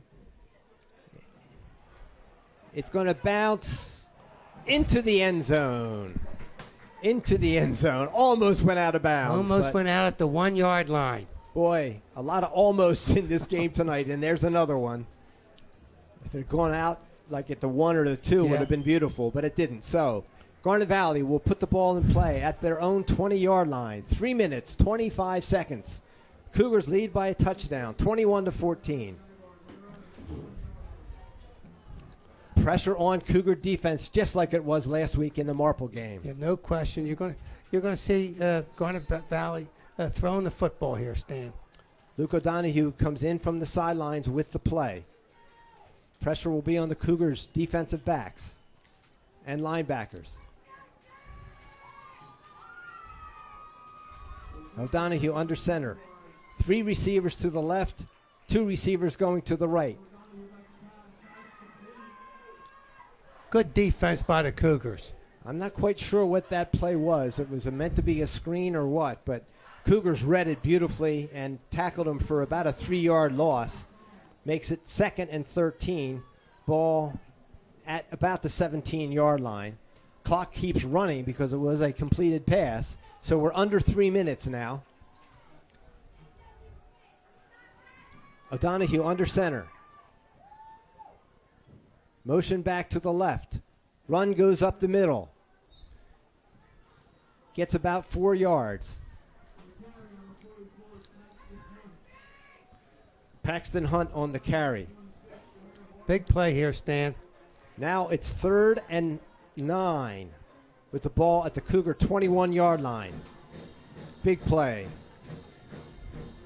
Certainly will be a pass. Without question. O'Donohue drops back.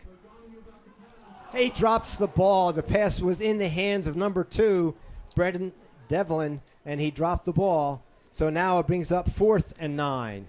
2 minutes and 18 seconds. Real tough decision here for the Garnet Valley coaching staff. They have 3 timeouts remaining. Cougars have 2. I think they're going to go for it. Probably the right decision, but the Cougars, if they hold them here, it looks good like shape. they'd be in very good shape. Jaguars send 3 receivers to the left, 1 to the right, 1 back behind the quarterback. Cougars come with pressure. Pass is complete, enough for the first down. Pass is complete to number 20, Nolan Carroll. Excellent pass. Nice catch. First down, Jaguars. 2 minutes and 11 seconds. Tackle on the play by number 3 for the Cougars, Luke Valerio. 1st and 10, Jaguars. Ball at their own 34-yard line. Yeah, he was wide open, Stan. Wide open.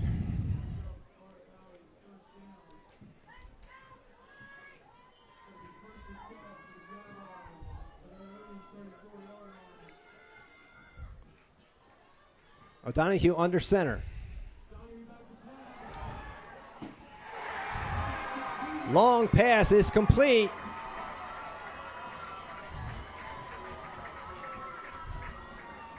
Number 4, Caden Kohler.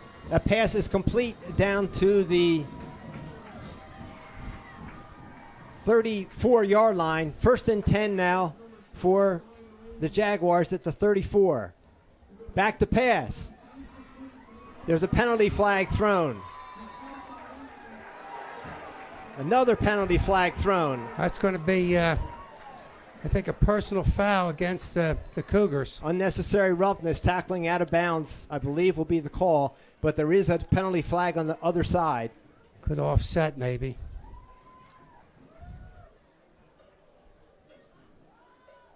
Officials are conferring.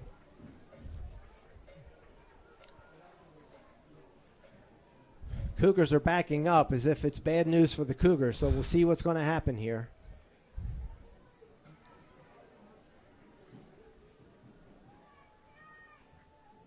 That was a 1st and 10 from the Cougars' 34-yard line. The pass was completed and then taken out of bounds, and that's when the penalty flag was thrown on this side of the field. There was one on the other side of the field as well.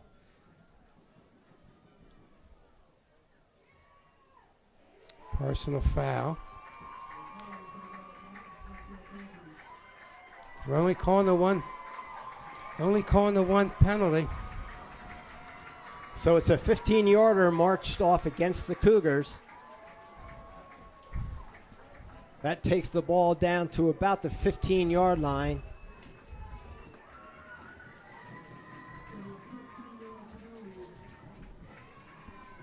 So Jaguars will have 1st and 10 at the 15-yard line. Cougars defense got to get it together here. Jaguars, 2 receivers wide right, 2 backs behind the quarterback. O'Donohue under center. They move left. There's the pass. Fumble. There's a fumble. Springfield recovers the fumble. Unbelievable, Stan. Unbelievable. The pass was complete to their running back. Cougars attempted a tackle, and ball came loose. Cougars recovered. Looks like he was almost going into the end zone. He was almost going into the end zone, is right, Bill. So Cougars gained possession, but at about the 2-yard line, 1st and 10 Cougars, 1:43 remaining. Jaguars have 3 timeouts. Cougars have 2. Jackson Kennedy under center. Hands off to Barber. Good run Barber by Brad. battles his way out to about the 7-yard line.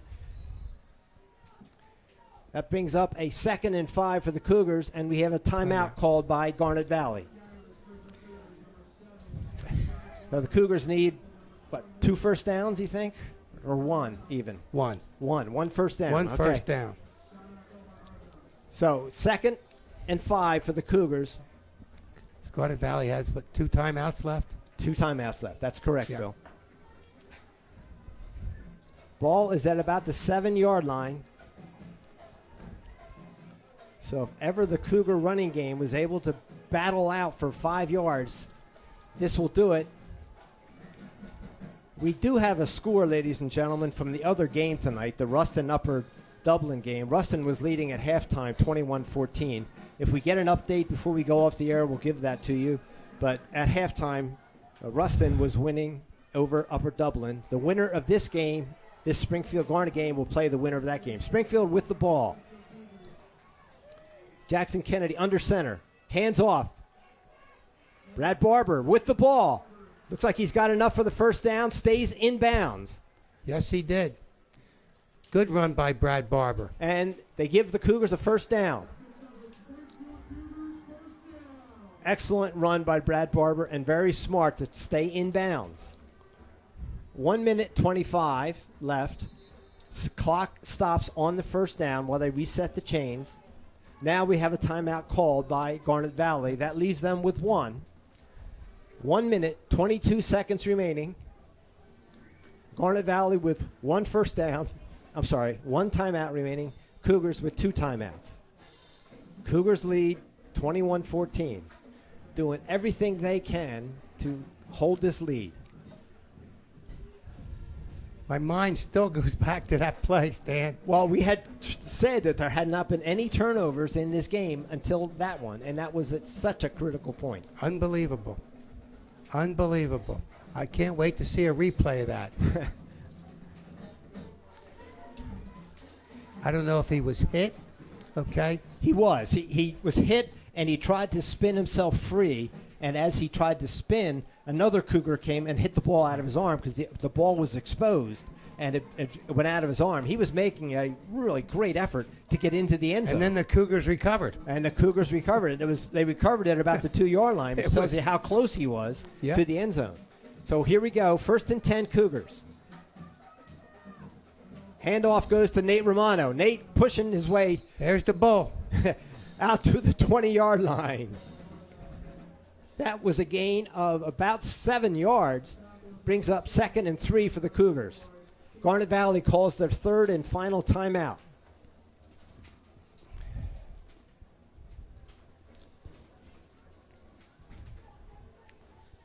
So again, Cougars 2nd and 3, ball at their own 20-yard line, 1 minute and 16 seconds. Garnet Valley has no timeouts remaining. Cougars have 2. The winner of this game will go on and play the winner of the Ruston Upper Dublin game. Here, well, if Springfield wins, it'll be here. If Springfield does not win, it'll likely be at Ruston, assuming Ruston beats Upper Dublin because they're the higher seed. That's correct. And then after that game is over, they will be declared the District 1 champion, and they will then go into the state tournament. Here we go, ladies and gentlemen. 2nd and 3 for the Cougars. It's a handoff to Nate Romano. Gains maybe a yard. They move the chains a yard. It is 3rd and 2. No more timeouts. So Cougars will run down the clock. We're at 1 minute, ladies and gentlemen. Garnet Valley cannot stop the clock. So even if the Cougars are not successful on this 3rd down, if Garnet Valley gets the ball back, they'll get it with just seconds remaining. Cougars hustle up to the line of scrimmage. Jackson Kennedy takes the snap. He's going to take a knee, and he does. Very good. 4th down, 30 seconds. They don't have to snap the ball again. Game is over. Bill, they did it. They did it. Congratulations. Springfield Congratulations. last year got this far, the semifinals, and then lost to Strathaven. It looks like, unless there's a miracle in the last 10 seconds, Springfield will take home the W for this game and play the winner of the Ruston Upper Dublin game here next Friday night. What a wonderful high school football game. Too bad it had to be decided on a turnover, on a great effort by the Garnet Valley running back. But many high school games are decided based on turnovers and errors. Springfield's only loss this year was a result of turnovers. Turnovers against Haverford, Yep. That's right. Yep. So this victory for the Cougars takes their record to 12-1 and drops the Garnet Valley record to 9-4. Ladies and gentlemen, we thank you very much for tuning in. We hope you've enjoyed it as much as we have. I'd like to give Bill Adolph an opportunity to gather his thoughts a little bit, and then I'll give him an opportunity to kind of summarize the game for us and tell us what observations he has. It was a very well-played high school football game. Hats off to the Jaguars of Garnet Valley. Springfield had handled them pretty easily earlier in the season, and Garnet came in here and gave Springfield everything they could handle. A great effort by Garnet Valley. We applaud them, and we look forward to seeing you on the gridiron next season. Well, Stan, I'm telling you, two good teams. Garnet Valley really peaking, once the playoffs started. And Springfield has played well in all the playoff games, okay? The last 2 games against Marple, exact same score, 21-14. Exact same score, 21-14. Okay. This game here, both defenses played well, and both offenses scored when they had to, with the exception of one time, and that was Garnet Valley fumbling the ball at the 1 or 2 yard line, and Springfield recovering. What a great play. Okay, it's going to go down in Springfield history. Okay, and it was just phenomenal. Hats off to the Springfield Cougars coaching staff. Okay, and I want to tell the Garnet Valley fans out there, you got a nice team. The coaches did a nice job, and somebody always has to lose. Okay, and Springfield, good luck next week. Game's going to be right here at Springfield as the number 1 seed, and I just think the coaching staff and the players have just had a tremendous season, and congratulations and good luck in the championship game. Okay, and I would see you say next week. The play of the game is that 91-yard kickoff return, but Brian Delaney demonstrated great open field running skills, caught the ball, let his blockers get ahead of him, navigated some heavy traffic right in front of the Garnet Valley bench, and then broke free and sprinted to the end zone. Just a great kickoff return by Brian Delaney. Phenomenal run by Delaney. Just fantastic. And his speed, once he got past Garnet Valley's players, nobody was going to catch him. And he really took it into the end zone. And that was the difference in the game. That was the difference of the game in terms of what was on the scoreboard. Yes. Absolutely. Yes. The other key play was the one that you mentioned, and that was the unfortunate fumble down at the end zone when Garnet Valley was trying to even the score at 21. Unfortunately, good play by the Cougar defense, Fumble occurred, Cougars recover, and they simply ran out the clock after that, got a couple first downs, Yeah. and that was the end of the game. I mean, Stan, I was shocked the way Garnet Valley was able to move the football that last possession.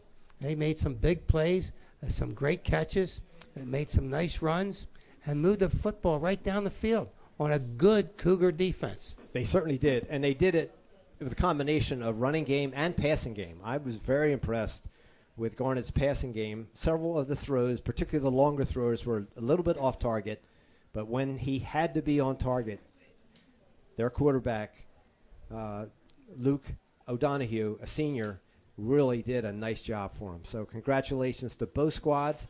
We're going to check here for you real quickly and see if we have a final on the Ruston Upper Dublin game. So hang with me for a second. Bill's going to give some more thoughts on this wonderful football game. Well, I'm sure it's going to be a tough night at the Britton's house tonight. Okay, you know.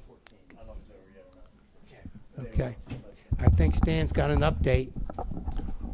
We don't know if it's a final score yet, but the score is Ruston 28, Upper Dublin 14 in the waning moments of the game. We do not know how much time is left or if that's a final. But it looks like Springfield will be playing Westchester Ruston, the number 2 seed, here at the number 1 seed, Springfield, next Friday night at 7 o'clock. Again, ladies and gentlemen, we thank you for tuning in. We appreciate you being with us. We hope you've enjoyed the game. We will be here to telecast the game next Friday night. And we'll sign off the way we always sign off, as initiated by Don Cadge.